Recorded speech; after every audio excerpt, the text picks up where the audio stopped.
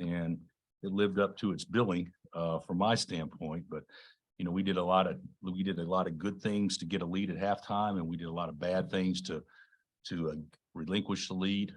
And they did a lot of good things in the second half. But we had nothing going, and they had outplayed us totally. And then obviously we made 2 plays at the end of regulation and at the end of overtime that they basically gave us the win. But we were not the best team today. We made some plays that allowed us to win and everything. But I'm proud of our guys and excited that we get a chance to play in the championship game tomorrow. Yeah. Bobby said that he doesn't always crash the glass, but when the shot went up, he went in. Well, he had to. We're down 1, so there's no reason to get back for defense. So, yeah, that's a given. But we had nothing going, nothing, and they didn't guard certain guys, and our best offense was getting to Jalen, having him draw fouls, and he drew 10 fouls today, which is a lot of fouls for anybody to draw in any game. And then unfortunately we didn't shoot our free throws very well, but it was a good game, a lot we can learn from, and we're just very, very fortunate and happy. The other thing I wanted to ask you was about Wall. He really got going in the second half. Yeah, he kicked our butt. Yeah.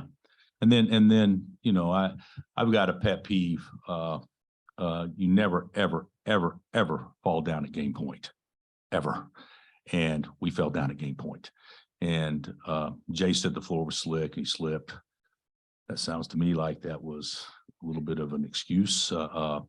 But we did have a lot of slipping going on out there though today, humidity or whatever. But I thought we did just an awful job. And we had, Juan, who's usually money in the bank, he made a bonehead play and tried to throw it to Jalen when that was not the play. The play is for Jalen to go away and then come off a tight curl. And we just weren't, we didn't execute out of timeout. We didn't do many things right down the stretch. To have a 8-point lead with 3.5 left and him going 11-0 run, that was very poor. So we were very fortunate. Speaking of Tyler Wall, he scored 14 of the last 16 points for the Badgers. What makes him so hard to defend, and why did you guys have so much trouble with him specifically in the second half? Well, Wisconsin's a hard team to prep for with no practice because we don't trap the post yet. And so if you're going to play Wisconsin moving forward and you have days to practice, I would probably go trap the post with the guard or whatever. But we didn't do that. But we talked about doing it, that we never, ever did it. And so what he is good at, he didn't hurt us by catching the ball on the post. He hurt us by catching it off the block and then backing us down and going to score. And that's something that we got to come up with a game plan on how we're going to guard that. That's more on me than the players, but he's good. And, the other thing is, he drew a lot of fouls and he made his free throws. So he's a good player. He had a rough game yesterday.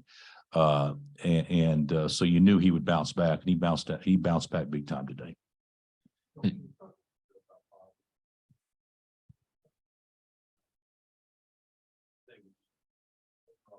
Yeah. Well, Bobby's a good player. He's got low center of gravity. He can slide. He's a good passer. He's a good, floater shooter and some other things. He's going to be a really good player.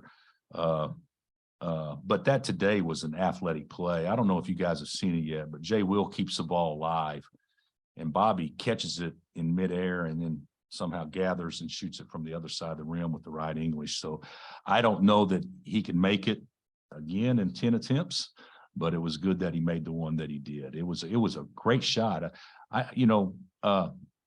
Regardless of who plays well or doesn't play well or whatever, but you had a 3 at the end of regulation. You had them scoring to go up 1 late.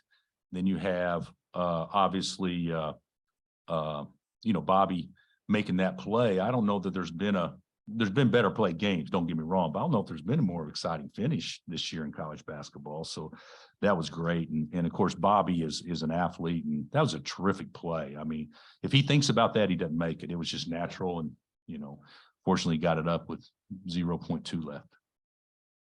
Bill, if Kevin doesn't foul out, is Bobby on the floor, or would Kevin have been out there for him?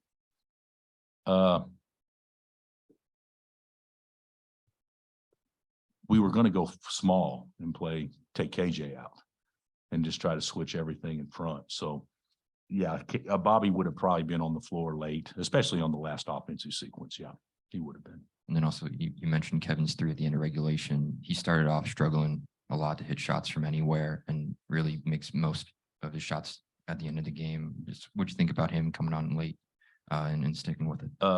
I actually thought, Kevin started out 0 for 5 and 0 for 4 from 3, and they were actually good shots. He's wide open. So I don't get on guys for missing shots very often. So at least ever from the perimeter, if they're good shots, and they were good shots. I thought Kevin played well. The thing about it is that Kevin, he had the one bad turnover where he drove it right back into help, but he's a good rebounder. I mean, he and Jalen are by far our two best rebounders, and he's gotten 20 rebounds in the 2 games here, and Jay Will's gotten 25 rebounds in the 2 games here. We got to get some other guys rebounding the ball, but Kevin's a good player, and certainly 33% isn't great, but it'll continue to go up if he continues to have confidence shooting the ball.